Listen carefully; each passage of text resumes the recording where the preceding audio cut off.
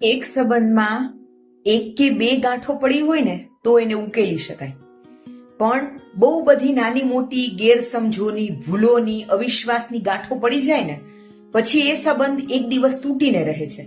કેમ કે પછી બે વ્યક્તિઓને એકબીજા પર નથી વિશ્વાસ રહેતો, પછી ગેરસમજો એટલી બધી થઈ ગઈ હોય છે કે એ ગેરસમજો ઉકેલવા બેસે ને બંને વ્યક્તિઓ તો પણ એકને કેવું હોય છે કંઈક અને બીજું સમજે છે કંઈક, એટલે એકબીજાને સમજી જ નથી શકતા. અન્ડરસ્ટેન્ડિંગ જે હતી એ ગેરસમજોના લીધે આખી વિખાઈ ગઈ છે. એટલે ટૂંકમાં બે હૃદયને જોડનારો જે તાર હતો એમાં એટલી બધી ગાંઠો પડી ગઈ છે કે હવે એકબીજા સુધી મનની વાત પહોંચી જ નથી શકતી. એટલે સંબંધ કમ્પલસરી પછી તોડી જ નાખવો પડે છે.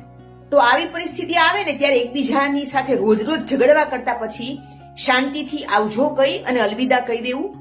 કદાચ તમે સાચા હો ને તો પણ ત્યારે સંબંધમાં પૂર્ણ વિરામ મૂકી દેવું.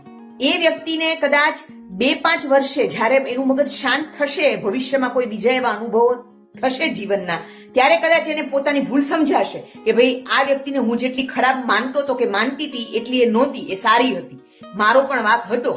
પણ અત્યારે નહીં સમજાય. તમે સમજાવશો ને તો અત્યારે એને તમારામાં એકલા વાંક જ દેખાશે.